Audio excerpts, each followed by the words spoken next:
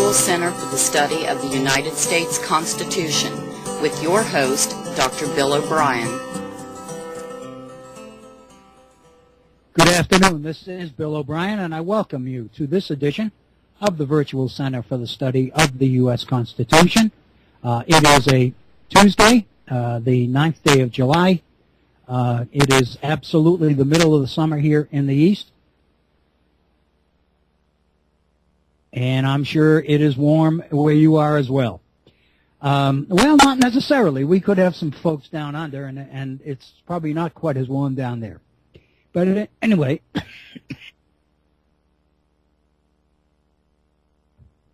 I want to apologize for missing yesterday's program. I've been dealing with with the official word, whatever this means, is an upper respiratory infection. And basically what it does is cause me to cough. It seems like every 10 seconds. It may not be quite that bad. But I have a cough button here, and the key is going to be how effectively I am at pushing it and all that. And because my goal is to make you think that these pauses are going to be deep reflections on my part, when in fact they're going to be coughing spells more than likely. But I'll do the best I can to spare you from them. And I hope that you'll bear with us, because I really do want our time together to be meaningful and enlightening for you. I don't know how entertaining it's going to be, but I'm hoping that excuse me, that the information is good information. The insights are perceptive enough to cause you to reflect a little bit on perhaps what you thought you already knew about particular issues. And if you come up with something that's different than what I'm thinking about, then I really encourage you to get on the line and give us all an opportunity to deal and reflect on what you think about particular issues or ideas or considerations or matters of various political, economic, social, religious persuasions of one kind or another. Our phone number is area code 304-658-3333. That's area code 304-658-3333. My personal email address is waobrien906@gmail.com. That's waobrien906@gmail.com. There's your first hint that pause was not reflection, because I was repeating the email address, and I didn't need to reflect on that at all. So you knew that was a clearing the throat or a coughing thing or whatever. I do encourage you to participate actively in the program, and I'm guessing that some of that many of you will choose to do that at some point in time. I think there's going to be a point, very honestly, when when we're going to have to basically alter the format to some degree in terms of just presenting information, because I don't want to start going back over the same material. At the same time, I realize that there's just oodles of material that we haven't covered yet. I mean, there are 85 Federalist Papers. There are 46 Cato letters. I mean, good Lord, you could spend time. You could spend a half an hour on a Cato letter, and then a half an hour on a Federalist paper or whatever. So the point I try to make is we can do that, but much more interesting is their impact and their effect on your thinking. Because the ultimate purpose of this thing, bottom line is thinking, and that's what it's all about. That's what I'm hoping that I am able to bring about a little bit in you, cause you to perhaps think about things you hadn't thought about for a while. I don't know how many times I'm going to be able to come up with something that you hadn't thought about ever. Those things are few and far between. But at the same time, I think sometimes we're shown a way to look at an issue that we hadn't really ever thought about before. And suddenly an issue which we felt like it was a closed book suddenly reopens. It's almost like we see on television these mystery programs that focus on cold cases, where it looks like they're dead, they're filed away, the evidence in the file cabinet, and it's collecting dust, and then suddenly something happens, somebody comes across something that causes everything to be brought back out on the table again. And that's really, I think, what intellectual growth is about. And that's one of the issues that we really want to focus on. Let me begin before we get into anything too formal. I got an email. Apparently, Bob had made mention of the fact that I was having a few medical issues, and that's why I wasn't on yesterday. And I've gotten a couple of emails from you, and I appreciate that very much. It's a congestion thing which causes breathing problems and just unending coughing, and that's the part that really scares me about the program. But again, I'll do the best I can, and if you'll bear with me, we'll get through, and hopefully we can make this a productive couple of hours together today.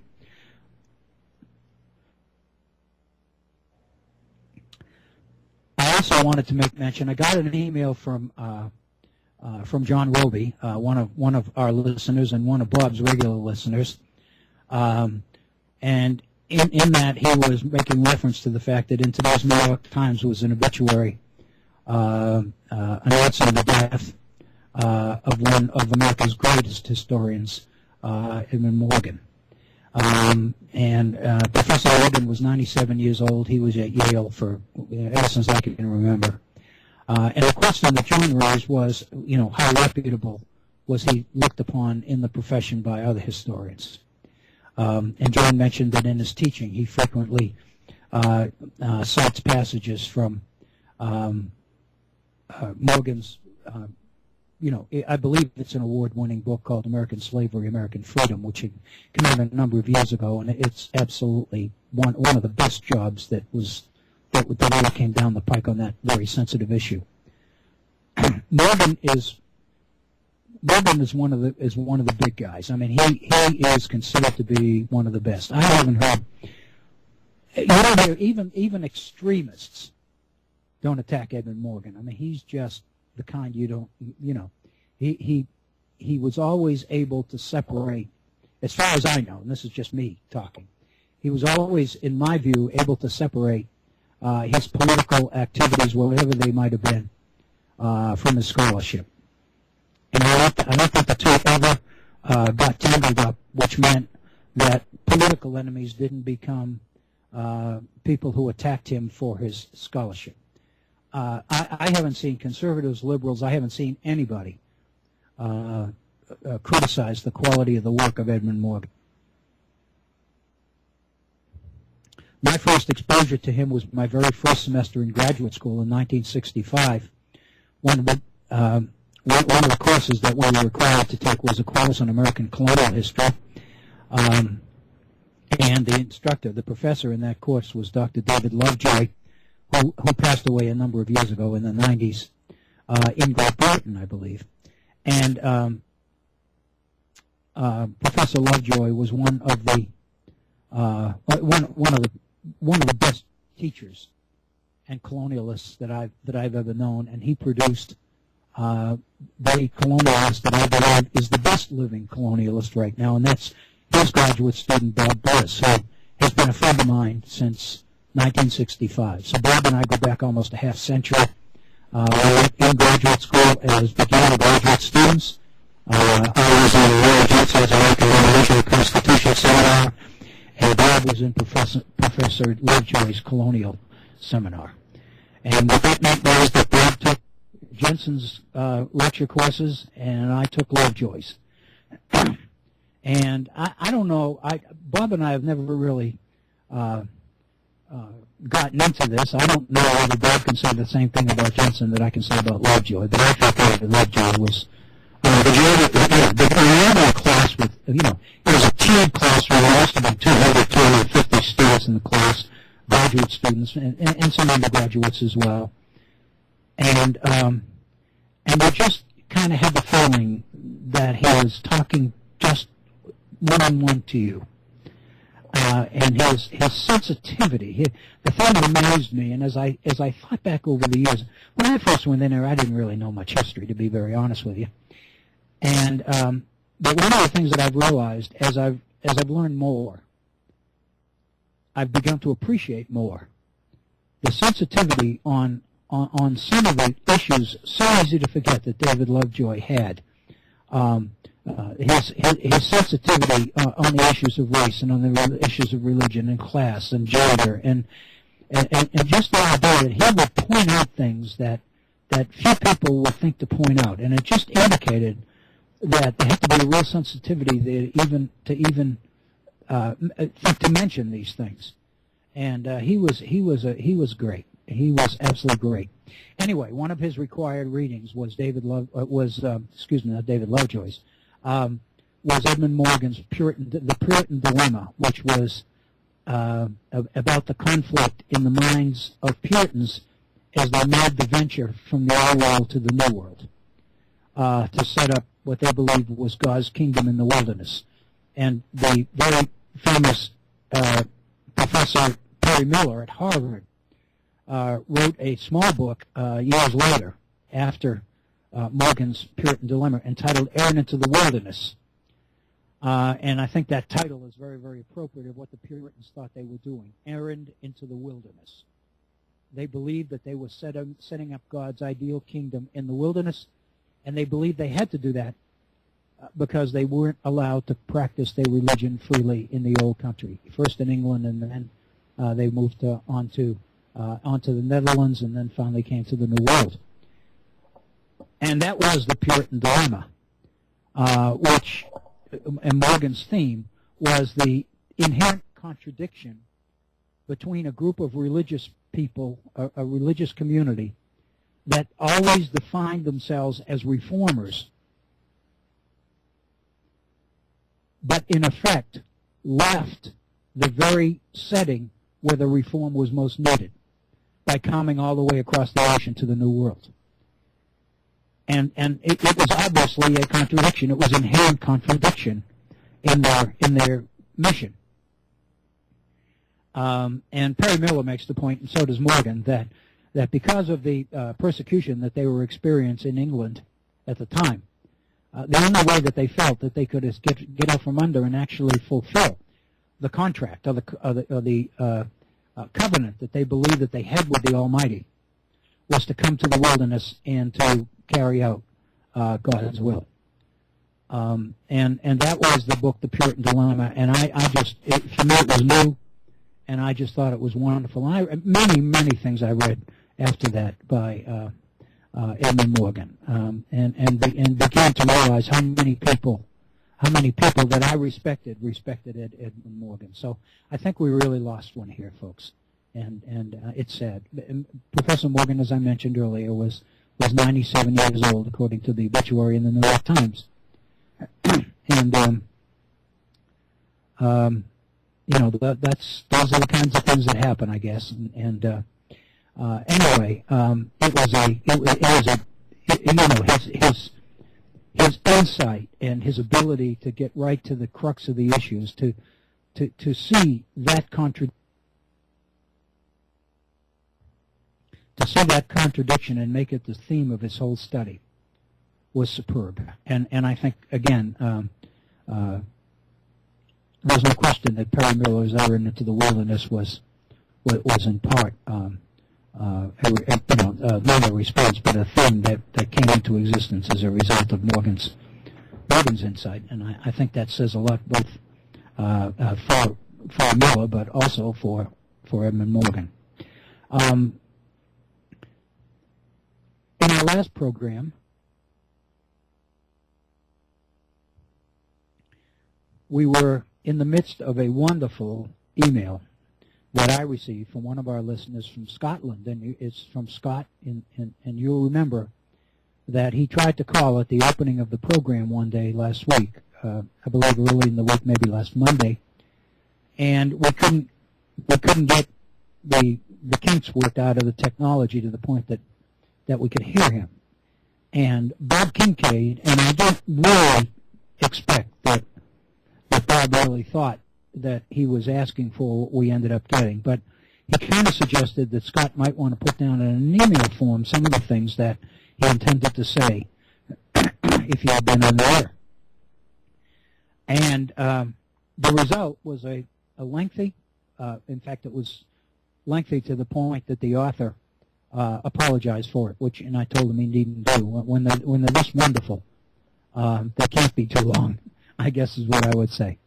And in our last program, last Wednesday, we were looking at this email and going through it, and again, it was a response or a sentence. Let me put it this way: maybe not a response, because that kind of suggests that there was a basic difference of opinion. I'm not sure that there really was. At least I haven't found one yet.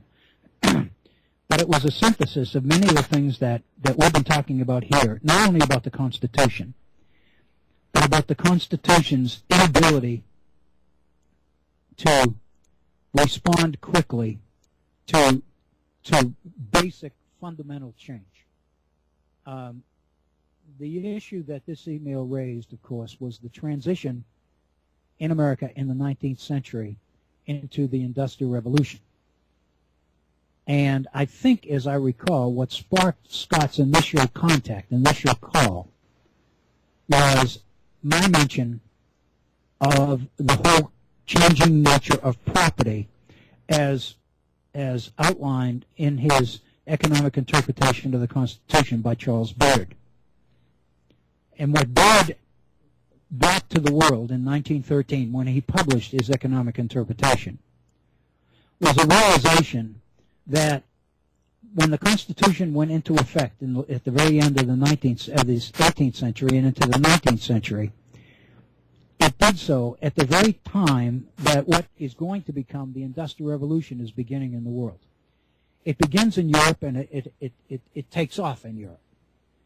And while it begins in the United States, it never really takes off in the 19th century to the degree that it could have, or would have, most people believe, because of the sectional issues which effectively make for political inertia in the United States. It's not quite the disconnect that we see in Washington today. It's not that government or Congress can't do anything in this period.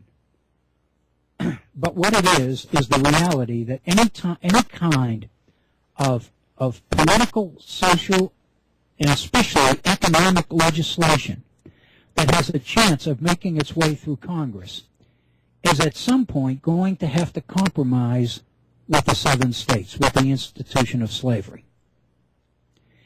And as we know from our textbooks in grade school, in K through 12 or in college, the theme of early 19th century American history, one major theme of early 19th century American history, are the series of compromises between North and South that pretty much extend throughout the entire first 16 years of the 1800s in America, up until the South secedes from the Union after the election of 1860.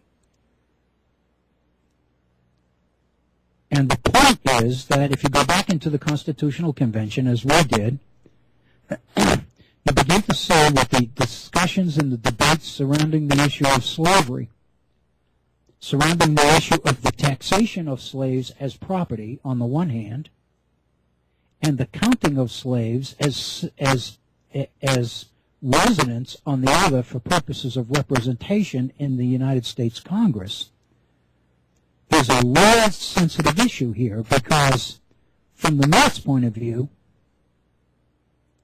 if you count slaves as people, then that's going to so increase the population of key southern states that it's going to increase their voting power in Congress tremendously. Because as we know, the number of congressional representatives that a state is assigned, that a state has, is contingent on the number of its residents, on its population. So naturally, the bigger the state and the more people there are in it, the more representatives that state's going to have in Congress.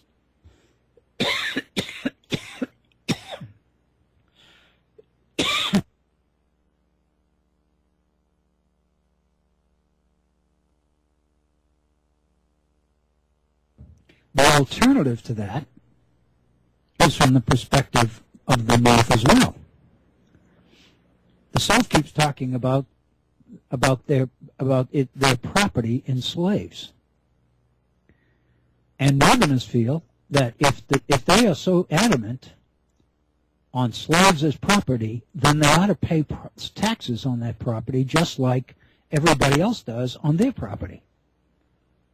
But you can't, and of course the North's position is you can't have it both ways. You can't count them as people when it comes time to determine the number of representatives, and you know, on the other hand, you can't not count them as property when it comes time to tax.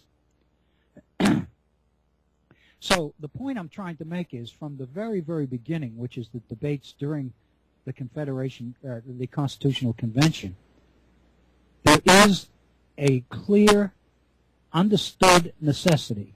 Everybody's aware of it.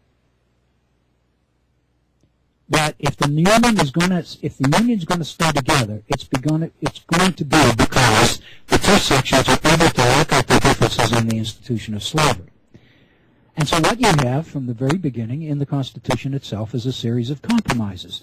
You have the 3/5 compromise, which resolves the contradiction between taxation of slaves as people and representation of slaves as citizens.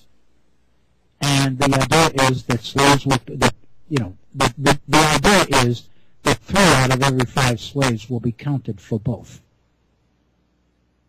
Now, of course, that when you reduce that to the lowest common denominator, it comes down to the fact that a slave is considered to be the equivalent of 3/5 of 60% of a person, both in the area of taxation, in the area of taxation and the issue of representation.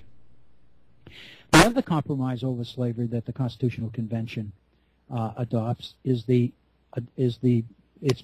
government's position, the nation's position on the slave trade.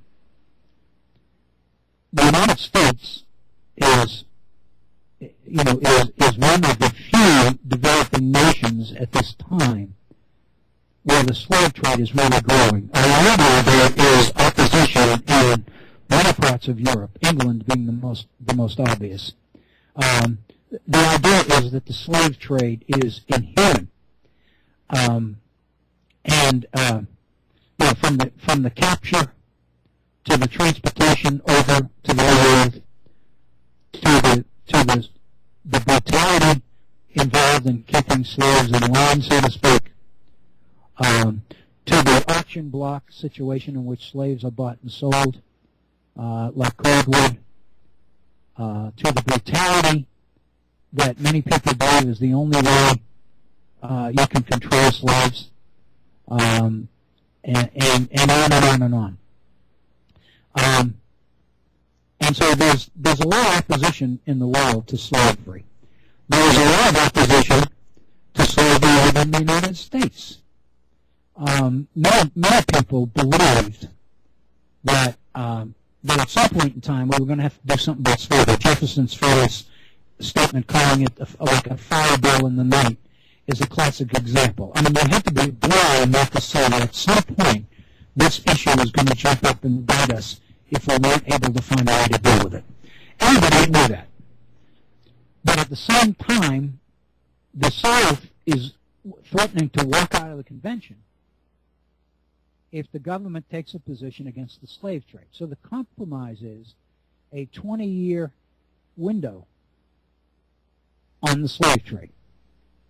That once the Constitution is ratified, nothing will be done about the slave trade for at least 20 years, which makes it 1788 to 1808.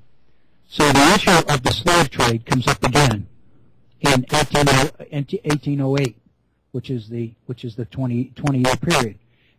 And by that time, the international pressure to do something about the slave trade has increased incredibly. But something else has happened by that time, and that's the development of the kinds of technology, and most people will usually throw in the term Eli Whitney and the cotton gin here. Some of the technology that has been produced during this period, which makes the growing of cotton lucrative and makes slavery much more lucrative than a dying industry that it seemed to be in the areas of tobacco and rice and those things. With a tremendous enhancement in the growing of cotton as a result of the cotton gin and some of the other technological advances that happened during the 1790s and into the early 1800s. By the time comes to do something about the slave trade, there's no way in the world that the South or anybody else is going to do anything about the slave trade, because by that time, not only is the South dependent on an increase on the slave trade and more dependent on slave labor to grow more cotton, but now you have the development of mills in New England that are dependent on cotton grown in the South. So economically, slavery suddenly begins to benefit the North as well as the South. It's no longer a sectional issue. It's clearly an economic issue, and it's one that nobody's willing to do anything about. So again, then you move through the early 19th century, and you get the very famous Missouri Compromise Treaty, the Missouri Compromise of 1820, about keeping the number of states equal, and this is for obvious reasons. As long as the number of states, North and South, slave and free, is equal in the United States Senate, then that means that the South effectively has a veto on any legislation that might be working its way through the Congress of the United States on its way to the desk of the President of the United States. The South may not have the power to get enacted what it wants to get enacted, but it does have the negative power to keep from getting enacted the things that it doesn't want to be enacted. And so the South's recognition, as early as 1820, that its power and influence within the national government is going to be a negative one, is very, very symptomatic of the kind of situation we have in the Senate of the United States today with the Republicans and Democrats and the filibuster and all the rest of it.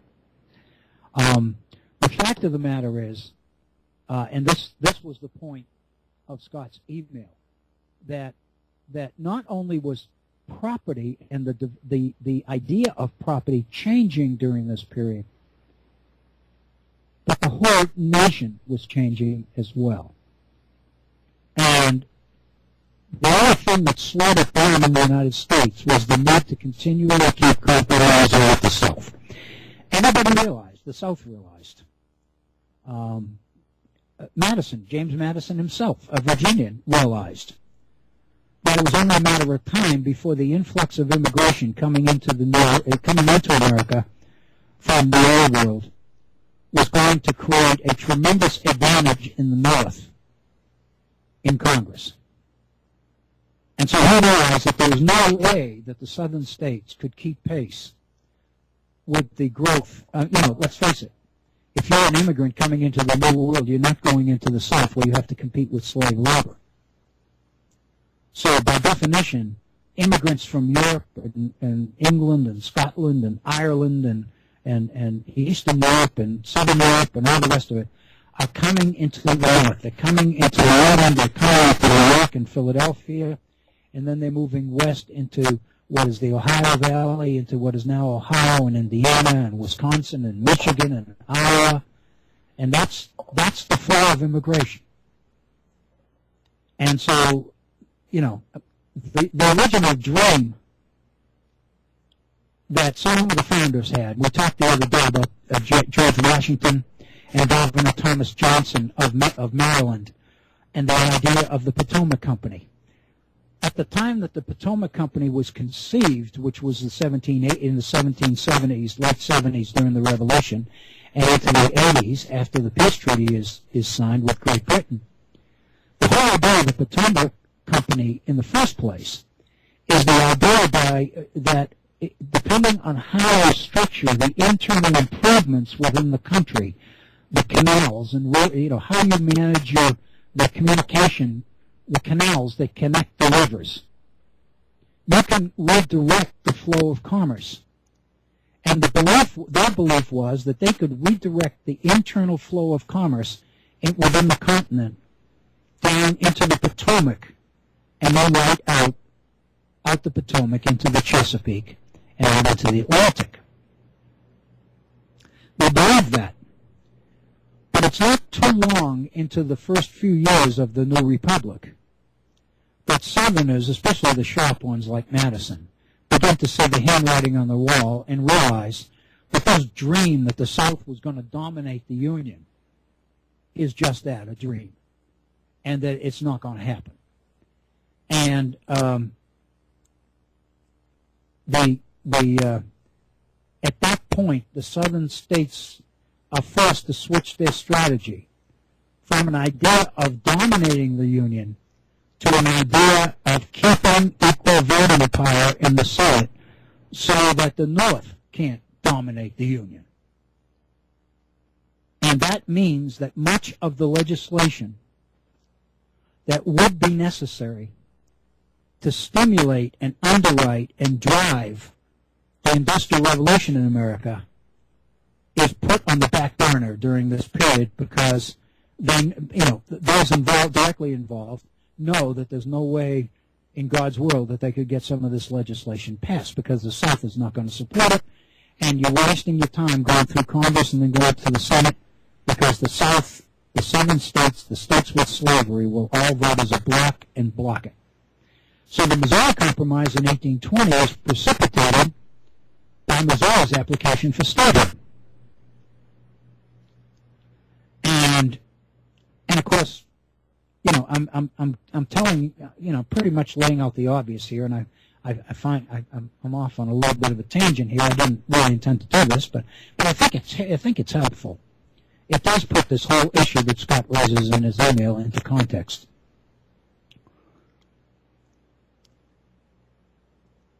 The mere fact that once the recognition of the voting power in the Senate, once that is on the front burner for everybody, once everybody, political leaders realize that,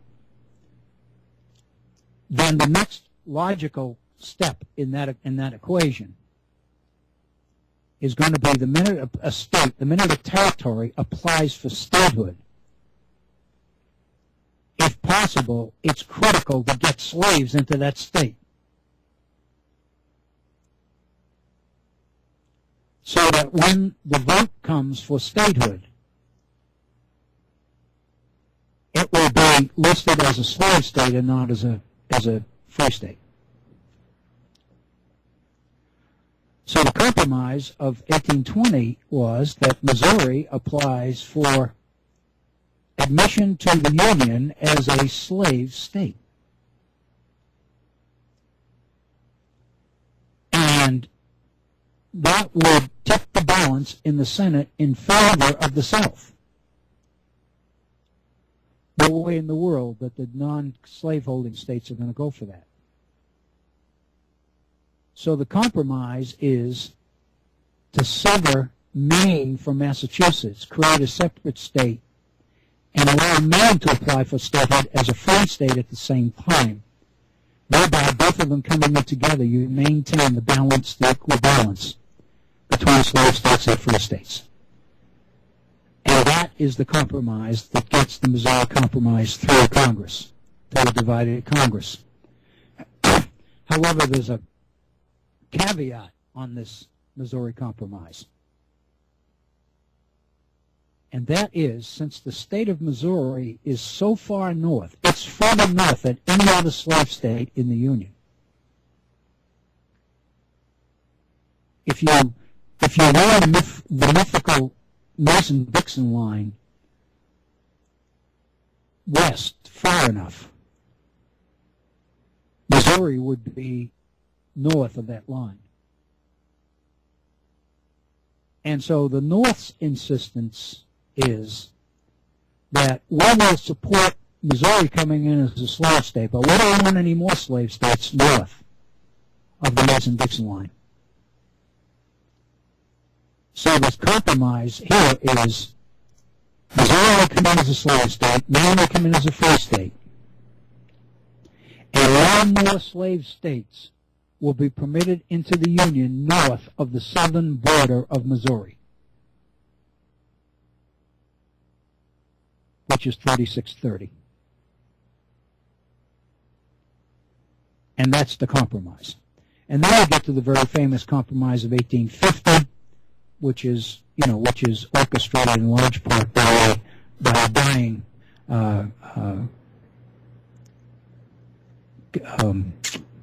Clay, and the Great Compromiser. And throughout history, what I always learned, what I always told, was that textbooks refer to Henry Clay as the Great Compromiser, and we always believed that the great members of the Senate and the House during this period, people like Henry Clay and John C. Calhoun and Daniel Webster and these groups that seemed to dominate discussions during this period, were heroes. They were the ones that were always seemed able to find a way to hold the unit together, and therefore they were heroes.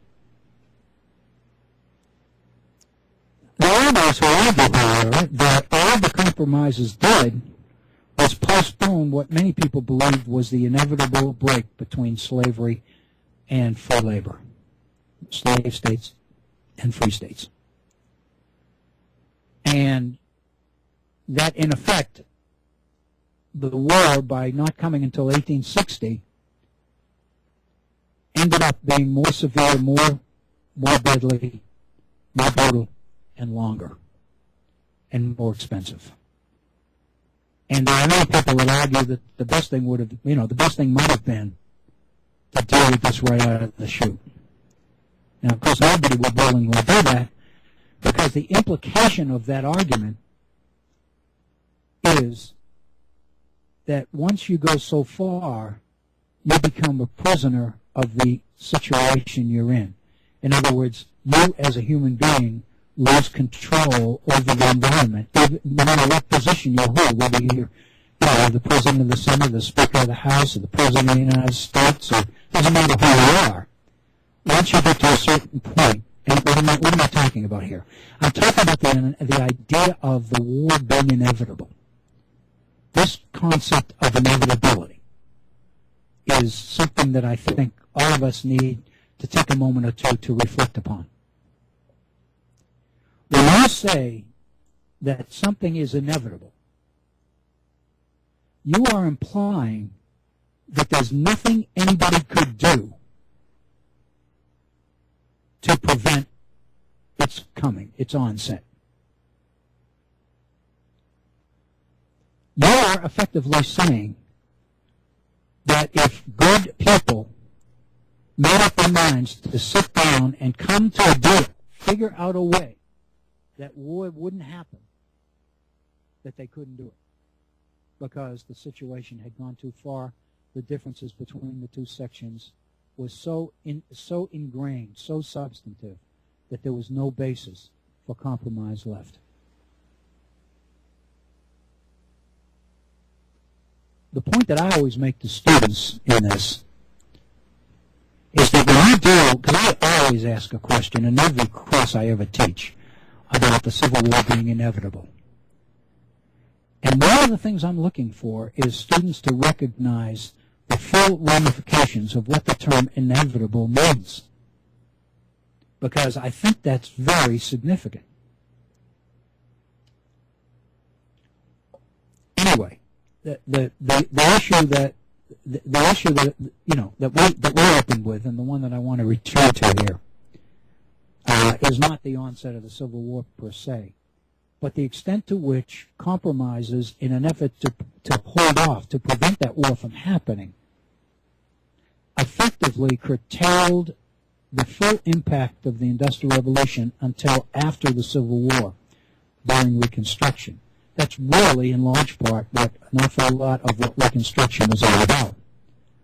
Was the kind of government we're going to have and the kind of relationship between government and business that we were going to condone, that we were going to champion. And so, as Scott points out, if our Constitution was written principally to ensure that key decisions were made by the right people, and the right people tended to be those from your traditional natural aristocracy, which was based on the past definition of property as land. Once you move into the Industrial Revolution, the whole nature of property changes. And Baird saw that in 1913 in his economic interpretation. And he began to see it at the Constitutional Convention, the debate over the Constitution itself. That many people, many prominent people, including members of Congress, were invested in property that wasn't necessarily real estate. It was land speculation. It was the shipping business. It was the insurance business. It was the banking business. It was the investment business. It was buying stocks and bonds and securities, government securities left over from the Revolution. All of these things tended to define a new kind of property. So there's no question. You're probably asking yourself, I'm hoping that this question occurred to you because it just occurred to me. If you think about the Civil War and Reconstruction and what came after, then one of the issues that needed to be resolved as part of the post-Civil War period in America was this expanded idea of property. And the point that Scott raised in his email was, now, with this new kind of property being entered into the, put on the table, so to speak, and in order to maintain a government in which the right people made the decisions, a government that was controlled by the so-called natural aristocracy, you were no longer talking about the landed aristocracy, you were now talking about the nouveau riche, the newly rich, people who are making their money in investments of one kind or another. So in a sense, part of the changed nature of property seemed to call for a changed idea about the Constitution of the United States. Because as the Industrial Revolution happened, the whole nature of America changed. The nation continually during the late 19th century became less and less an agricultural nation and more an industrial nation. Fewer and fewer people proportionately lived in rural America, and more people proportionally lived in urban America, lived in the cities. And this created a whole new set of governing problems for government, both at the urban level, at the city level, municipal, we call it the municipal level, the state level, and of course the national level. And out of this is going to come at the end of the 19th century and into the early 20th century what we call the progressive movement. And as much as anything else, the progressive movement in America is the restructuring, the redefinition of the Constitution of the United States and the role of government in America. The thinking being that the situation has changed, so also must government change. Because the Constitution, as it was initially written in 1787, is really not conducive to being used effectively in 1887, if that makes any sense. And the way Scott puts that in his email, and I'm going to return to his email for a second and go back to a paragraph that we looked at in our last program. Scott says, but now in the middle of the 19th century, yet another revolution take place. Now he's talking about Europe. Another revolutions took place. Technology, industrialization, capitalism. And the 18th century mindset in which the U.S. Constitution is firmly based, was now grossly out of date. I don't know that grossly out of date is the term, but there was definitely a potential breakdown here. The majority of the rural and emerging working classes who had been seeing legal reforms working for their benefit and had their expectations awakened were now finding themselves well-oppressed, not so much by the landed aristocracy, but by the real rich capitalists, industrialists, etc., resulting in the world described by Dickinson, Bellamy, and not least Karl Marx and Friedrich Engels. I don't think Scott means Dickinson. I think he means Dickens, Charles Dickens. If you think about Tale of Two Cities and Hard Times and the evils of the Industrial Revolution, Charles Dickens is probably our most noted figure in literature about the evils of the Industrial Revolution.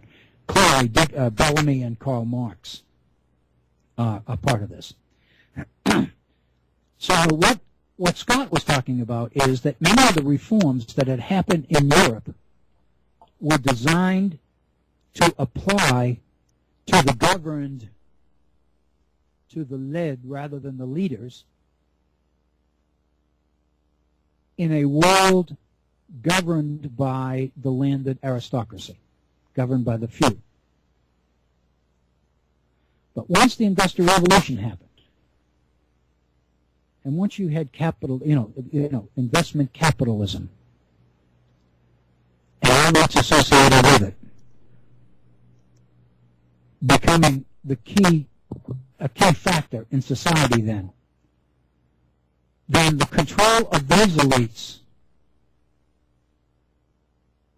was, according to Scott, was out of whack, out of place with the reforms that had happened in Europe in the early 18th century. The implication is that a new world called for a totally new compact, a totally new way of looking at the relationship between citizens and government. No longer did you have a nation here in the United States which was predominantly rural, which was predominantly agricultural, which was predominantly focused on the individualism and the freedom of the individual. With the Industrial Revolution, you have large cities with large numbers of unemployed people in poor housing and living conditions. You had problems of disease, you had problems of crime, you had problems of slums, you had problems of medical breakdowns in medical facilities, the absence of medical facilities. You had all of these things. And so for the vast majority of citizens, the Industrial Revolution called for a whole new way of looking at the relationship between citizens and their government as laid out under the Constitution of the United States. I think that is just an absolutely brilliant insight on Scott's part. And I think, and it's important insight as well, because not only does it explain much of the 20th century, beginning with progressivism and the ideas of Theodore Roosevelt and Woodrow Wilson, and of course the extent to which they evolved by the 1930s and thereafter into the New Deal program of FDR and its continuation or its adoption by Democrats after World War II in the persons of the Johnson administration and the war on poverty and many of the liberal programs which dominated the 1960s. And then, of course, you had the shift to Nixon and the Reagan conservatives of the 1980s, and that's kind of the background for where we are now. So I think that this insight on Scott's part here, I think that insight is just brilliant. It's important to reflect upon. It's important not to lose sight of. So with that, I wanted to touch on three particular things that we addressed before. And I've underlined specific sentences that I wanted to kind of repeat, more or less as a refresher, so that we can move on from here.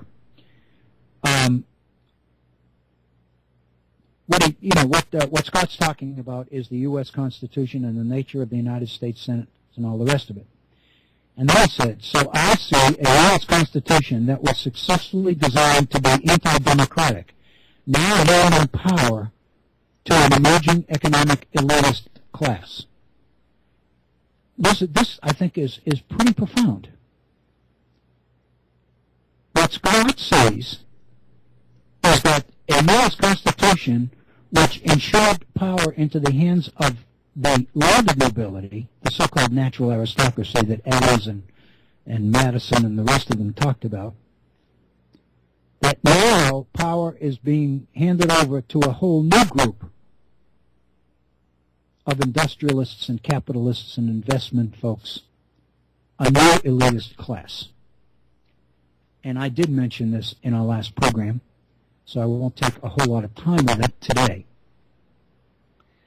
But there's a tremendous amount of study in sociology. If you look at the sociology of the Industrial Revolution, in other words, the changes that are happening in society and its people itself, one of the changes is in the discord between elites. This handing over of power that Scott talks about from a landed nobility to a new capitalist nobility is not easy and it's not smooth. Needless to say, those who had it didn't willingly give it up. And needless to say, those who wanted it had to and were willing to fight for it.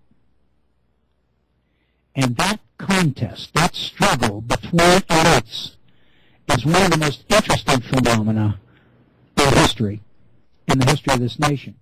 It's a story that we never get to in most of our classes.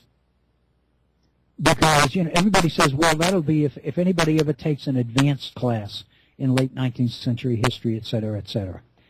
And so chances are that we never get to it. But the terms that are often used are the terms between old money and new money. The so-called old aristocracy and the new aristocracy. I've heard it used in those terms. I've heard it used in terms of established money versus the nouveau riche, new money.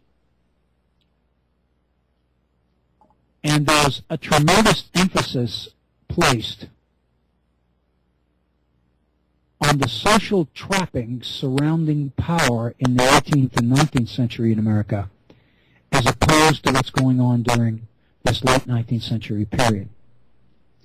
What I mean is, those who are losing power, who are being forced to concede power to the nouveau riche, in their efforts to hold on, are making the point that there's much more to being in a position of power and influence, leadership, in American society. There's much more to it than money. Money gives you short-term clout, but money doesn't by itself create the kind of savoir-faire, of education, of culture, of class that people in America expect to see in their leaders. I mentioned Washington before, during the Confederation period. Washington's whole point was that the influence that he has in Virginia is based on money. But it's never about money. His position is sought on everything. He's asked to be on boards and commissions all the time. If you can get him to sign up in support of whatever it is you want to do, you got it made. That's why they took such tremendous pains to get him to the Constitutional Convention. Because Washington had image. He basically set the tone in what to wear, what to drink, what to read. People admired George Washington. And people wanted to be like him. They wanted to dress like him. They wanted to eat like him. They wanted to speak like him. They wanted to read what he read. They wanted to be able to quote the things that he could quote. And the point I'm making is that the aristocracy in the mid-19th century begins to point to these things and say, all of this is part of leadership. This is what money's about. Money is just the symbolic, is only symbolic. It basically helps you identify who these people are. But once you find out who they are, then you've got to look at it and make sure that they have the education and the polish and the class and the cosmopolitanism and all the rest of it that goes with the positions of influence that these people are expected to have in society. And many of the landed aristocracy argue straight up that they don't believe these nouveau riche, these new industrial capitalists have it. The only thing that drives them is making money. Whatever they need to do to make money, they just want to make more. There's no class, there's no savoir-faire, there's no humanity, there's nothing that would suggest that the people, even though they've got the money, that's all they've got. And so there is this clash in 19th century America between old money and new money. It's very, very important because it symbolizes exactly what Scott's talking about, the transition of power here under the Constitution. And part of that is going to come from the interpretations of the Constitution coming out of the Supreme Court at the time. Now, it's very interesting. It's very interesting. One of the things, and we're right near the top of the hour now, so maybe after we get to this point, we'll take our break. But I want to make this point because it's very, very interesting. The Supreme Court at this time takes a very, very pronounced pro-business, anti-government, anti-regulation stand. In other words, the decisions that the Supreme Court is rendering in the 1870s, 80s, and 90s are extremely consistent with what corporate America wants in terms of the relationship between government and business. Business wants to be supported by government. Business does not want to be regulated by government. Even more to the point. Business wants to be able to call on government if its employees, the unions, become uppity, become problematic. But they do not want government to regulate unions because they don't want to even accept the right of unions to exist. So, corporations want to handle their own labor relations issues. But they want to be able to do it with the idea that they can call in government should they need them at any time. And that's exactly what happens as federal troops are being called in to break up some of the most violent labor strikes in the history of the world in the late 19th century United States. The Homestead strike, the strike in Chicago in 1886. The railroad strikes of 1877, right here in West Virginia, in the northern panhandle area of Martinsburg. There were newspaper headlines in 1887 which suggest that the entire Martinsburg panhandle area of West Virginia is under federal law, is under martial law. Because of the unions, the railroad strikes. Later on, it's going to be the coal strikes. And so this is very, very important, that the Supreme Court is interpreting the Constitution in exactly the way that corporate America wants it interpreted. There's one major difference. The property rights that are being given renewed credibility by the courts are different concepts of property than when the same thing was given by the courts earlier in the 19th century. The point that I'm making is this. Conservatives traditionally attack the Supreme Court because it is activist. They want the Supreme Court to practice judicial restraint rather than judicial activism. They don't want the Supreme Court to change. They want the Supreme Court to operate on the priorities of tradition rather than the priorities of change. And this is critical. Something has changed in the late 19th century, and what it is the definition of property itself. But if you assume that change, if you assume that properties, it doesn't matter what kind of property you're talking about, then the court can adopt a very traditional conservative approach in its interpretations and in the process be handing power over to a totally new group of elitists. And Scott is exactly right in his email. That's what's happening in the late 19th century. Power is being handed over to a whole new group of elites. But because it all happens under the umbrella of property, if you're not aware of the changed nature of property, then it looks like we are dealing with a court that is practicing judicial restraint. In effect, it is practicing a form of judicial activism, but because of the use of the word property, all of that is below the table, so to speak. All of that is under the line. I think it's very important. So what can happen is that constitutionalists who set about to attack progressives during the progressive era in the early 20th century can do that by pointing to a very conservative Supreme Court in rendering its decisions lots of years previous. But the fact of the matter is that court, which appears to be so conservative and so traditional, has in fact allowed what constitutes effectively a revolution, a total change in the political and constitutional makeup of American society in the 19th century to happen. And it all happens in, around the concept of changed nature of property. And Beard saw this. And corporate America knows this. People don't want people to read Charles Beard, because people don't want the citizens of this nation to know this stuff. If we don't know it, we can't fix it. So I would suggest to you, this may be, up to this point, I think the most important issue we've touched upon here at the Richfield Center.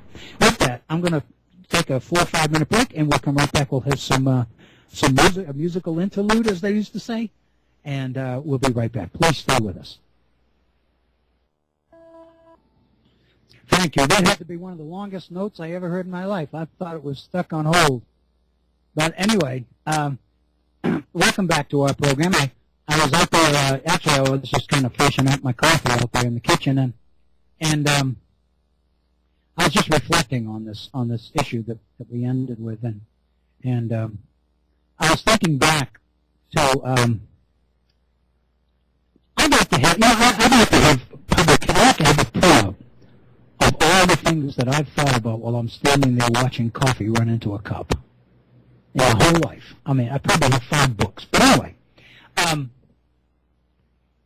which kind of suggests I drink too much coffee, doesn't it? I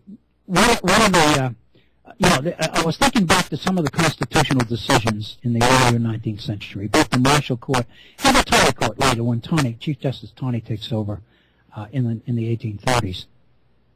And I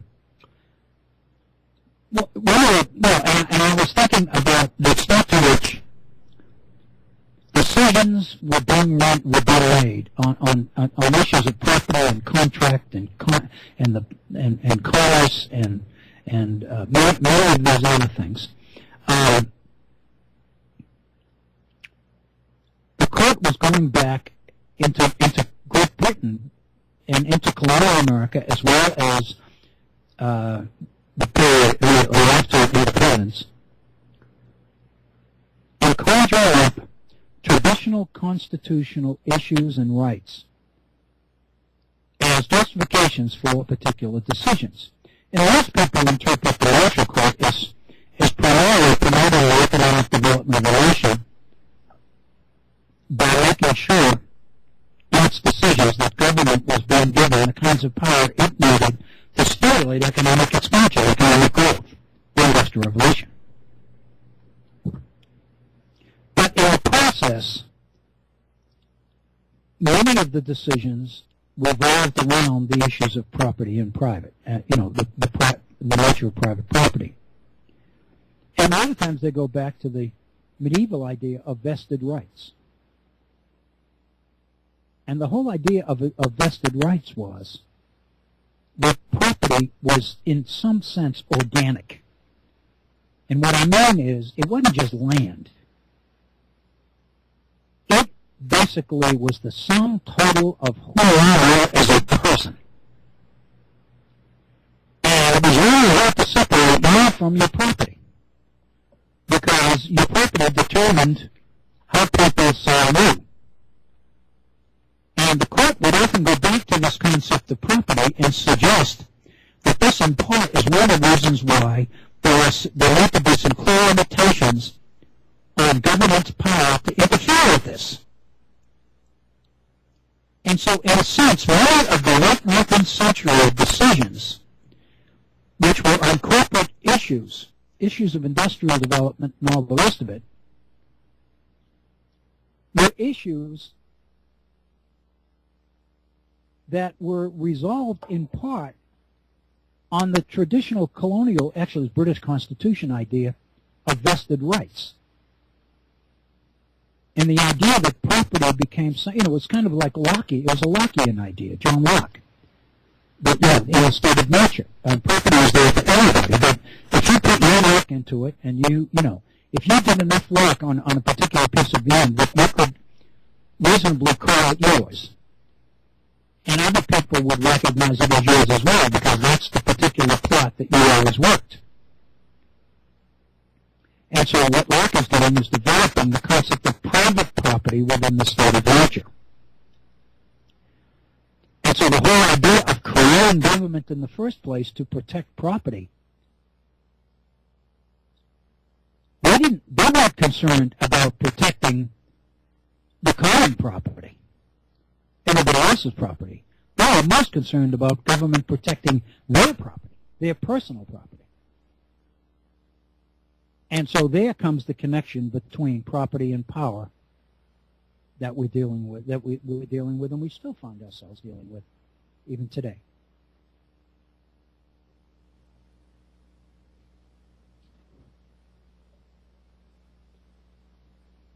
So that's the transition that Scott speaks about. And before I get into the next item, let me again repeat our phone number. One of the things that Scott told me in an email, and I really hope that people will think on this and reflect on it for a moment, because it's pretty good. Scott makes the point that he makes reference to the fact that I encourage people to call, and more, as often as not, people don't call.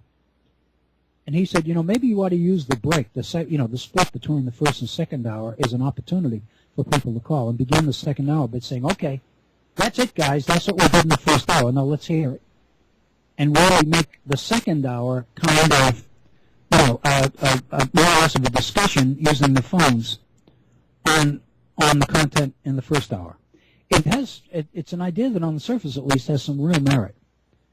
At least it provides a break where people wouldn't feel that if they called they would be interrupting a train of thought or anything like that.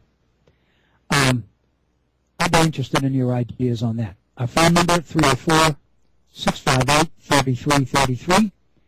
And again, if you'd like to share your ideas personally with me, it's waobrien906@gmail.com. The second idea that I wanted to emphasize from Scott's area, and this is one that we touched on the other day, pretty much involves the same thing, which is the transfer from one elite to a different elite.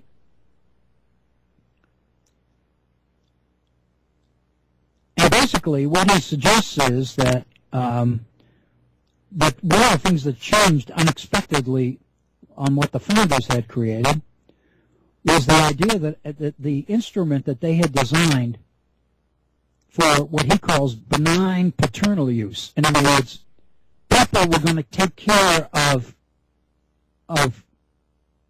other people on a kind of a paternal basis.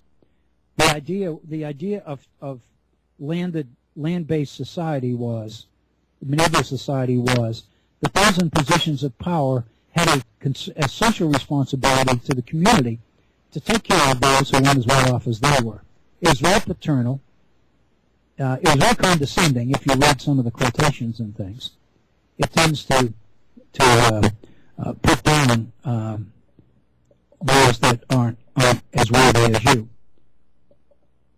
Scott points out that the Constitution became a trap when world economic conditions transformed from landed wealth to industrialized wealth. So this is kind of an expansion on the first point. Instead of a largely rural population of merchants and farmers the founding fathers foresaw, the Industrial Revolution had a new role for them, laborers. whose cost was to be minimized. So now we're looking at a society whose priority is more in the making of money, more money. And those that you were charged as part of your community responsibility to take care of from a paternalistic point of view now become employees who theoretically are to be exploited for profit. This is Marxist, obviously. This is a Marxist analysis. But if you think about it, because no longer are the best interests of the people your priority anymore, making money is your priority. So that creates a situation which makes it very difficult for the people as industrial employees, as labor.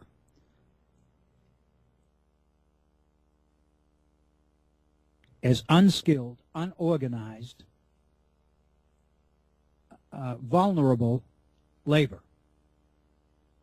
And those that they were traditionally to depend on to be taken care of were no longer inclined to do that because their goal was profit. One of the things that's kind of inherent here in this, Scott doesn't mention it. There's no way he would, but I think it kind of seeps through between the lines. This is one of the arguments that the Southern slaveholders used as a defense of slavery against industrial capitalism prior to the Civil War. If you read some of the literature and some of the editorials in the Southern newspapers, the South makes a pointed effort to suggest that the slaveholders take care of slaves in a much more human, paternalistic way than do industrial capitalists in the North, who seek merely to exploit labor rather than to look out for its needs, to care for its needs, to worry about the family and worry about its religious upbringing, worry about whether they have enough to eat, the food they had, and all that stuff.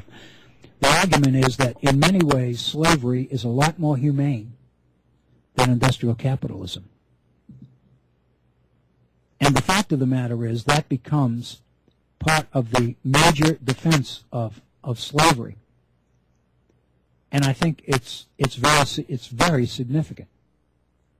Obviously, if Southern slaveholders said this prior to 1860, then there's probably quite a bit to it. Maybe not as much as the as Marxist union organizers, extremely radical union organizers would like to make of it. But the fact of the matter is it's there. And then finally, the third thing that I wanted to repeat from last week's program before going on with Scott's email is this idea of class. And the fact that I made this point is incredible because people miss this. What he points out is that the history of Northern and Western Europe is quite different than from the United States. By 1848, and of course you remember the liberal revolutions of 1848 in Europe, and what some of those reforms were. By 1848, people in Northern and Western Europe were seeing themselves in terms of class. And I know I mentioned this last time, but I don't think you can mention this too often. In the era in which the U.S. Constitution was written, political thought was always all about the individual. In the United States, this is still very strong, and he's right. We constantly emphasize the individual. We do not only do we not emphasize class, we refuse to even accept the existence of class in America. We talk about individual opportunity, and we talk about equality of opportunity. And our basic mantra is that in America, every individual has a shot.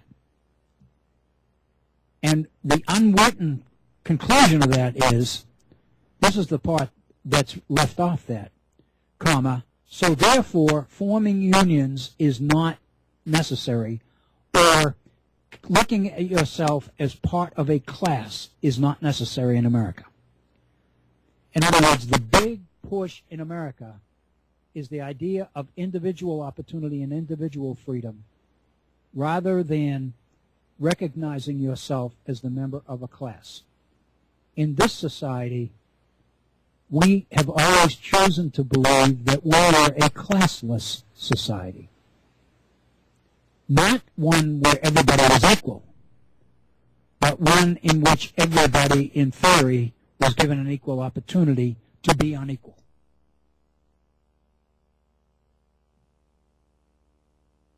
But with the rise of large-scale industrialism, Scott says, it became apparent that the ruling class and interests that required exploiting lower classes, and that only class-wide action held out hope for amelioration. Now he's drawing a conclusion here that since the exploiters were organized, it was only logical that the exploited would unionize or would organize as well. After all, despite its many failures, the French Revolution did indeed prove that a united people could move mountains, and paternalistic reforms from the elites were few and far between, and all seemed to be granted under duress. This kind of class consciousness got results in Europe.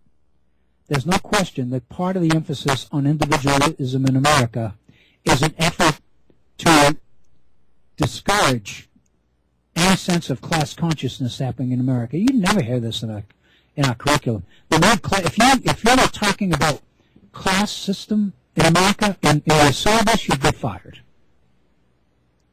as a teacher. The idea is, in this society, there is no class, or, as an alternative, everybody's middle class, which means everybody's got the same values, everybody wants the same things. It's just that what we have individual, our own talent and our own willingness to work and luck and many of the other things will work better for some of us than others. So we all end up in the same place. But in theory, we all have the same opportunities.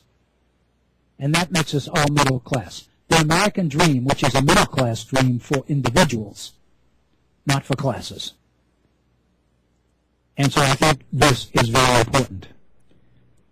And that is the essence of the revolutions, the reforms of 1848 in Europe. This middle class value system of opportunity and hard work and all the rest of it.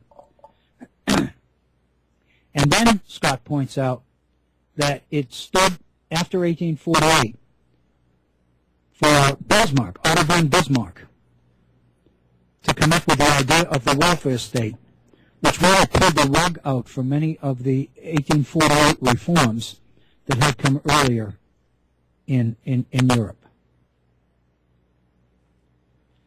And basically what Bismarck was talking about was universal health care insurance, education, guaranteed housing, the kinds of things that we refer to today as the so-called welfare state or the entitlement state.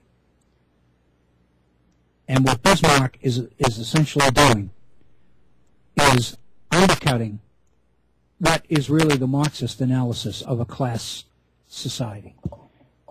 When you focus on class, when you start talking about developing class consciousness, when you talk about organizing all people who have the same common interests, you're back to James Madison's Federalist No. 10 and factions. You are right into the wheelhouse of Karl Marx and his idea of a classless society. And of course, Marx's idea is you must meet organized power with organized power. And Bismarck is out to basically pull the rug out from under that before it gets started in Germany. And the way he does it is what we know now as the beginnings of what later takes off as in many places, and it's referred to as the welfare state. And it's within that context that the progressive movement emerges within the United States. We have our radicals, we have our Marxists, we have our union violence. We also have liberals. We have those people who see that you can avoid going all the way to those extremes by meeting people halfway. And those become the kinds of reforms that are associated with the progressive movement, which is effectively a conservative, but not corporate conservative. We're not talking about all the way back. We're talking about that kind of reactionary movement. We're talking about a conservative movement based on the values of the middle class, the idea of a middle class value system, where individual freedom and hard work and equality of opportunity, having access to education and all the rest of it, gives us the same opportunity as everybody else, and then it's up to us. And that really drives much of the progressive movement. The progressive movement is a middle-class reform movement. It is not radical. Theodore Roosevelt says that. This is not radicalism. This is the shrewdest form of conservatism, because the alternative is going to be what Marx is talking about, a class-based society where people are going to organize. And everybody said, doesn't matter whether you're white, black, rich, poor, whether you're white, black, female, male, gay, Hispanic, doesn't matter, Muslim, Christian, Protestant, Jew, it doesn't matter. If you're poor and people are exploiting you, then you need to join us. Because they know, Marx knew, that if you can get people to unite on that basis, you have tremendous ability to change things. That's the majority faction that Madison was convinced would never happen. But the potential for it is there. That's what Bismarck saw. That's what TR and some of the progressives saw. That's what FDR saw. And my feeling is that's what we're seeing more and more of in today's society.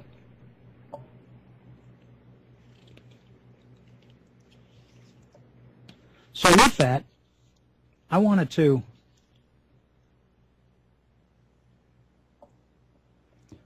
begin with, here we are with a half an hour left, and it takes me an hour to say hello, so I guess I apologize for that. Bob keeps saying, maybe you ought to try 3 hours, maybe you ought to try 3. I just don't, right now, couldn't handle. If I had more calls, I might be able to, but at this point, there's no way I could fit it. 2 hours just absolutely wipes me. Of course, I'm not 25 anymore. I'm realizing that more every single day.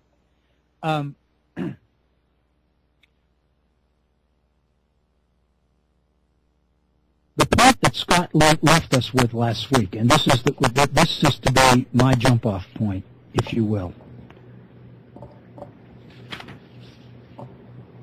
is the nature of American foreign policy and what we've called nation building. I've made reference to Jeremy Surrey's book. We had him on one of our chats in May. And Jeremy Surrey believes that cloning, America's number one foreign policy objective, has traditionally been to clone itself. That our number one priority has been to create little USAs around the world and to try to get governments in power whose values and priorities are the same as ours. It makes perfect sense. You have to be out of your mind not to say that makes some sense. You're not going to end up going to war with people who want the same things you do. You have the basis for compromise and negotiation and all the rest of it. That's what Woodrow Wilson talked about in his League of Nations. That's what FDR hoped would happen with the United Nations, is that you create a forum where people could sit down and negotiate differences of opinion, recognizing all the time that what we've got going for us is a heck of a lot more important than the other things that divide us. We can fix those. And that's the rationale that has driven much of progressivism during the 20th century and 21st century. But the fact of the matter is, as Scott points out, what is going on in Europe is a little bit different. And so for them, America cloning itself, transferring its values and priorities to others now would be a step backward for Scandinavians, and that's his example, and other nations that have moved way beyond where we are.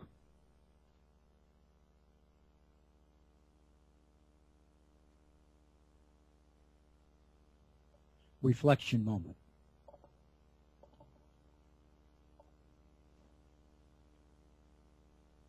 This is what Scott says. In many of these European countries, Northern and Western European constitutions, the social democratic movement and communists, due to the large number of workers needed to run the era's industrial system, had won political rights and indeed been elected into parliaments, occasionally in majorities.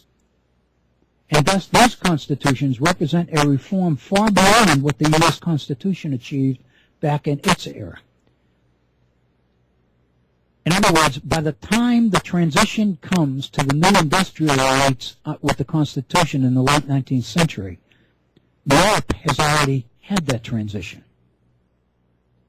Now, as America seeks to implement nation building, it seeks to clone itself around the world. But as Scott points out, in some areas of the world, they're already way ahead of what cloning would mean. In other words, for them, it would be a step back. And I think that, and this intrigues me because obviously now Scott's in what he knows, and what I don't know. And what I mean is, I'm intrigued by this. He said, this is where I would bring in, if we were on the phone, a couple of concepts that we discussed here at the Virtual Center a few weeks ago. Gemeinschaft and Gesellschaft, and the desire of political systems to want to reproduce themselves. Taking the latter first, he says, systems wanting to reproduce themselves.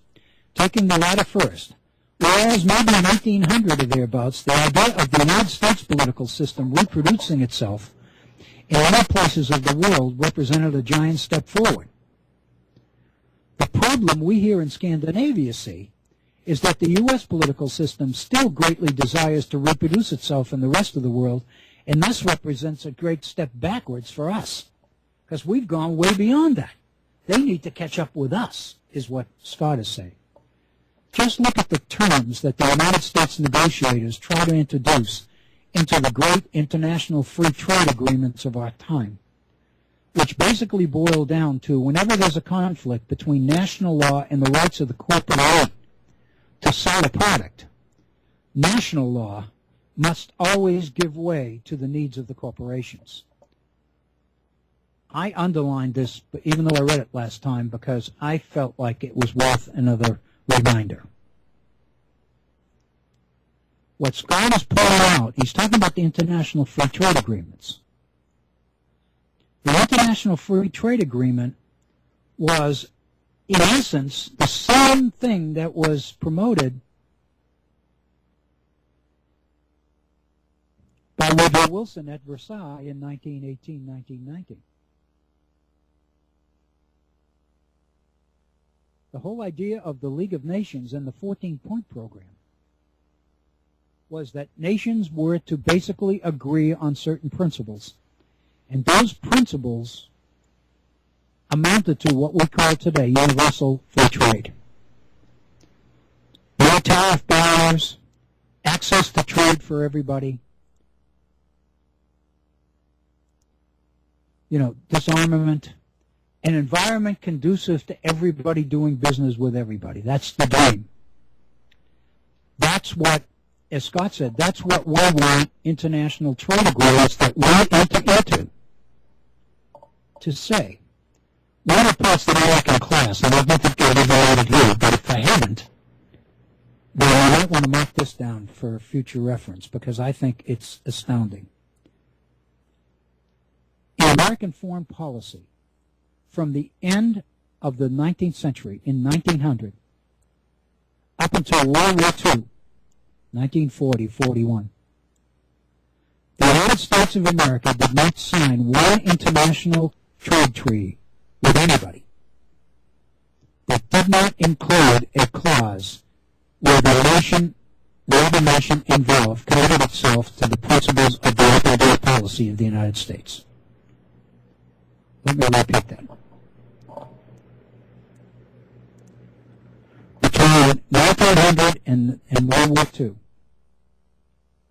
the United States of America did not enter into one international trade agreement with anybody that did not include that nation's commitment to the principle of the open door policy of the United States. The open door policy is the idea that everybody needed to have the right to trade with everybody. This was America's number one priority in foreign policy.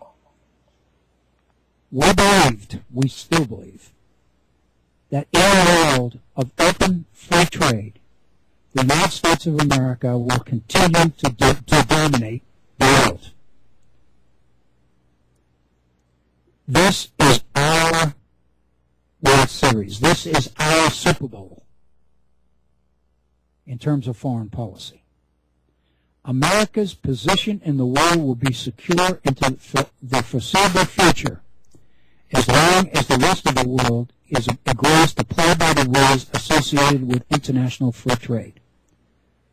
NAFTA, the infamous NAFTA that everybody talks about, North Atlantic Free Trade Agreement. And people still rail about the NAFTA agreement. What it did is it cost jobs and it caused companies to shut down in the United States and relocate into low-wage areas in Latin America and Central America and South America. But NAFTA is what American foreign policy, commercial foreign policy is all about. It's free trade. It's the idea that in a free trade environment where everybody plays by the same rules, we will win. It's that simple. On the other hand, everybody that refuses to play according to these rules becomes a potential threat. That, I believe, is the major threat of international communism. International communism, Soviet Union set out to create an alternative system, international trade system, to the West, to the United States. There's absolutely no question that if our success and power in the world is going to be contingent on international free trade, then that almost requires that everybody in the world participate. If there's an alternative system, if nations have an option of going and trading and doing business in the communist world rather than the free world, and if that commercial communist system continues to grow, it is a threat to the very existence of the American way of life. When everybody talked about communism was a threat to our way of life, it was. Because our entire, basically what we did at Versailles at the end of World War I, we were sitting at the roulette table in Las Vegas, which had been transported to Versailles. And we had a huge pile of chips in front of us. And we pushed our entire wealth, all of our chips, on free trade. And then we set about to do the kinds of backup work, grunt work, as it were, necessary to make that happen. The wheel has yet to begun to spin. We're holding up the game while we basically make sure that everybody is in.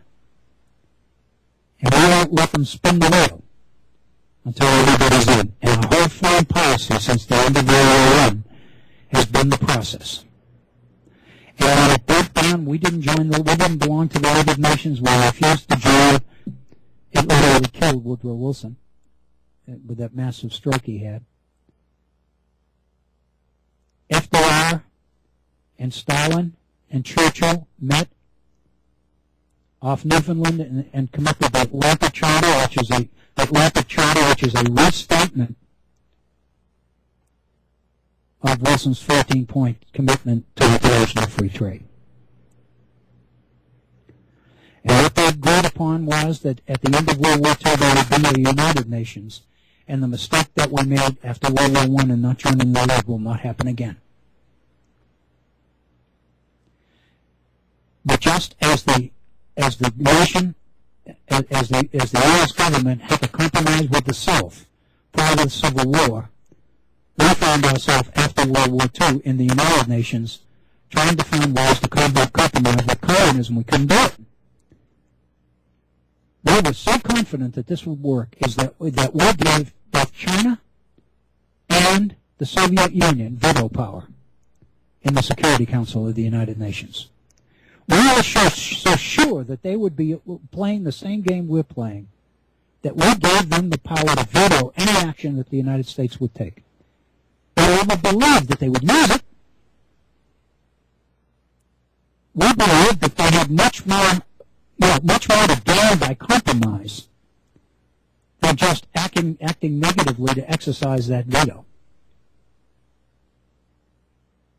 China was no problem until 1941, when Mao took over in China in 1949. Suddenly there were two of them, 2 of the 5 on the Security Council. We were dead.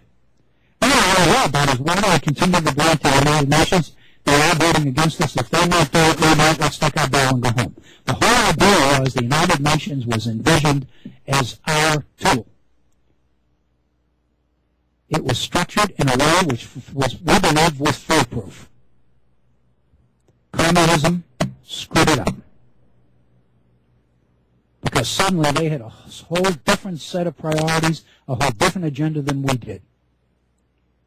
And that made the whole game unworkable.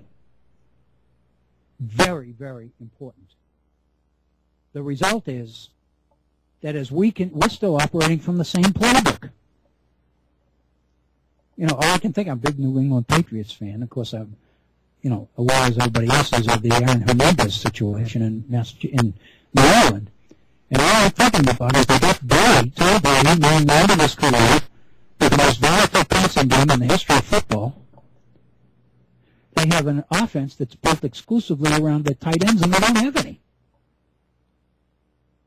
And so the issue is going to be, can they come up with a new playbook? Or are they going to beat this? Are they just going to play tight end football without tight ends? I don't know. But it's the same kind of issue. So what Scott is pointing out is that he says, here in Scandinavia, what we see is that the U.S. political system still greatly desires to reproduce itself in all the rest of the world, and thus represents a great step backwards for us. And then he talked about the terms that negotiators try to introduce into international free trade agreements. Always the best interests of corporations come first. And see, that's unique to us. That's the direction we chose to move in. These other nations have not made that choice. And so therefore, when we want to enter into an international trade agreement, which gives corporations priority say on issues, nations like Sweden and Norway and the others will not go along. So far, they've been able to hold off. So now, and this is where we stopped. And, now we're into the issues of Gemeinschaft and Gesellschaft. And I don't want to go back, but if you remember, Gemeinschaft and Gesellschaft was the theory of society and community. Let me be technically correct here. Community and society. Gemeinschaft is community. Gesellschaft is society. And what Tönnies does is sketch out the perfect, the ingredients of a perfect community, a perfect Gemeinschaft, and the extreme ingredients of a perfect Gesellschaft, a perfect society. And what he points out is that that the two are extreme opposites. One, Gemeinschaft, is very positive and very attractive, but to most people, not realistic. It's pie in the sky. It's a dream world. It can't happen. People aren't like this. It would create the ideal society where everybody was willing to put the best interests of the public ahead of their own. Everybody was willing to sacrifice in the public interest. Everybody was willing to live by the gospel according to Matthew.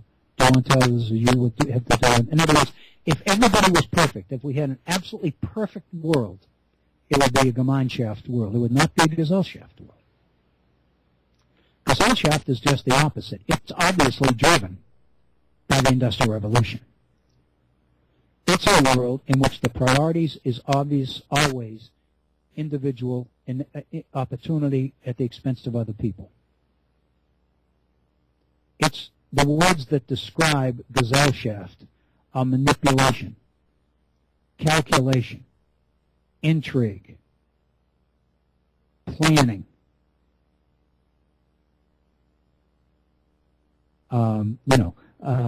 rationalism, calculation, all these terms that you get the feel.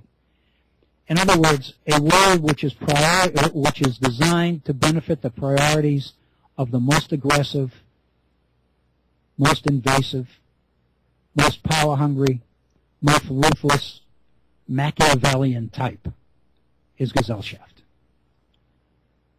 And the point that I made when we covered it, and this is my own, as I look at these and as I read that book, I kept thinking to myself, so what's really the real world answer here?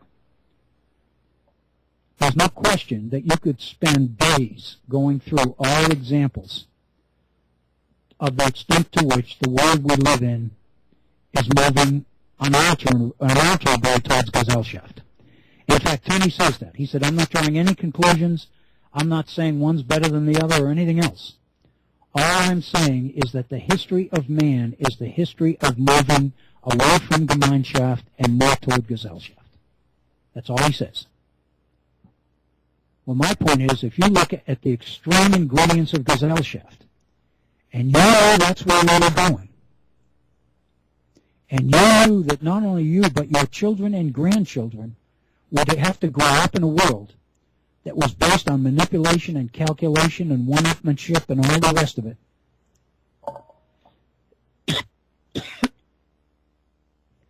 A world where to pay any attention to the needs of your fellow man, or to worry about the victim, or worry about the losers in a competition of any kind, is a sign of weakness and will probably get you overtaken or defeated or destroyed. If you looked at that, you'd blow your brains out. I mean, my conclusion is, God, if I knew I was heading to that kind of a world, I certainly wouldn't bring any children into this one. And I'd blow my brains out, because nobody would want to go there. So let me get back to this issue we talked about an hour ago about the Civil War. Is Gesellschaft inevitable? Are we on a fast track to nowhere? Is there nothing we can do about this? The NASA situation, the compromising of all of our private information, our email addresses, our passwords, in our ATM accounts, our everything. It just seems like we're living in a world where the guy with the biggest stick is going to win, and that's all there is to it, and there's nothing we can do about it. Back to the inevitable issue. Is it inevitable? Is that indeed what all of us are destined to be in for? Well, obviously, in the short term, if I were the leaders, if I were the governor, if I were the government in this kind of a situation, if I had to be the one that signed off on the legislation that made more Gesellschaft-like things happening, how would I justify it to my people? How would I meet the objections of the elderly and the disabled and the young and the infirm and all the rest of it, who say, but this is going to do so, this is going to cut off our aid, this is going to make us ineligible for such and such, this is going to hurt people more than it helps people, et cetera, et cetera, et cetera. How would I justify that? And the only way that I could do it would be to make the case of inevitability. To say in no uncertain terms, this is the world we're all in for. The only thing we can do is make sure that it doesn't run over you. Your best option is to prepare for this and master it. because you can either be part of the winner, you could be either be part of the victors, or you can become part of the losers. It's your call. Equality of opportunity, free choice. In other words, if you said, as Madison did in Federalist Number 10, factions are sown into the nature of man, there's nothing you can do about it, this is the way human nature really is. We have structured a government which is the best because it's the closest to the way people really are. People are self-interested. People are organizers. People are out for all they can get for themselves. So what we have to do is realize that, take it into consideration, accept it, and construct a system which makes it impossible for these people to get control over all the power. So in a sense, what Madison was saying is that Gesellschaft is Gemeinschaft. This is the community. This is the world before us. And what we need to do is prepare for it. Not question it, not challenge it, not try to change it, not try to negotiate it away, but deal with it. And the fact of the matter is, the more people are willing to go along with that formula, the stronger and faster the move towards Gesellschaft becomes. Basically what's happening is that nobody is challenging it because everybody feels that it's hopeless. This is really what the world is really all about. This is what God intended. This is what human nature is, etc., etc., etc. Earlier today, I was looking at a video from years ago on YouTube by George Carlin.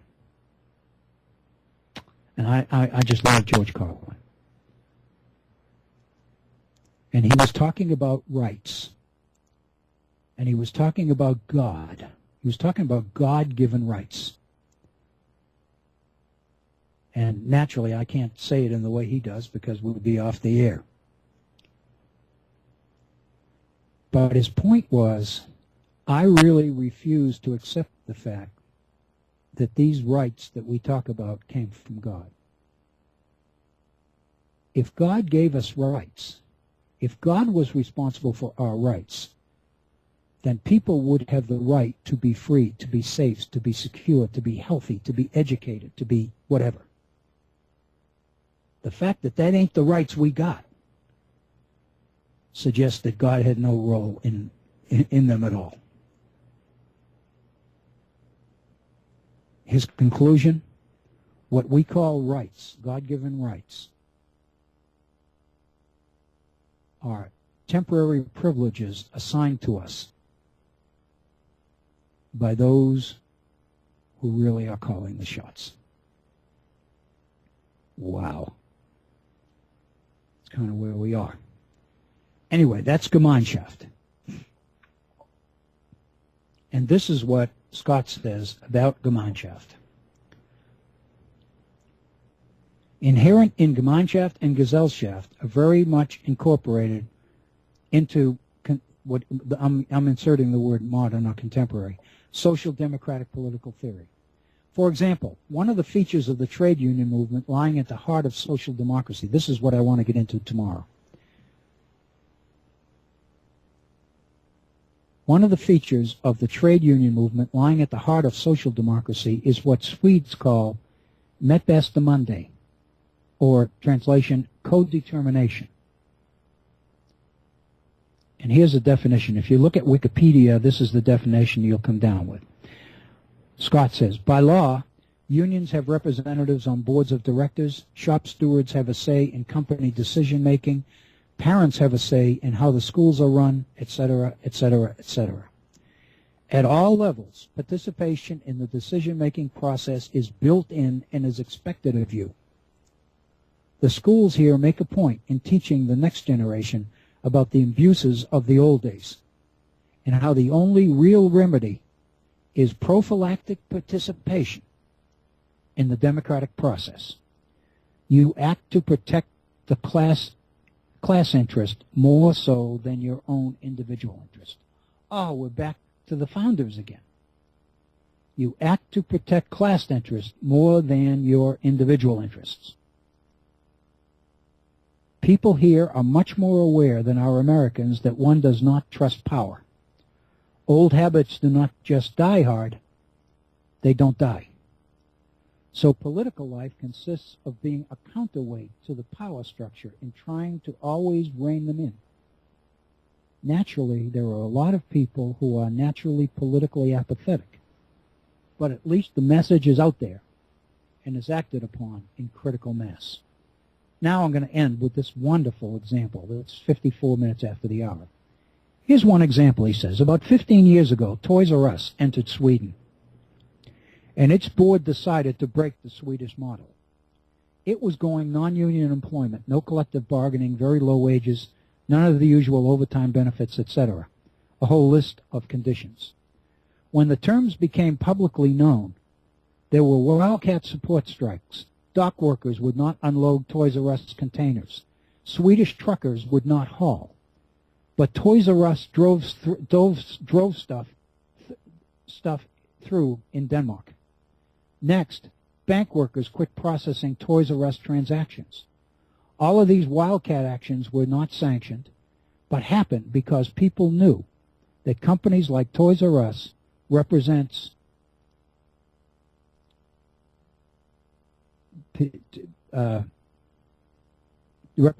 P.S. Toys R Us soon caved in. What he's talking about here is a sense of solidarity,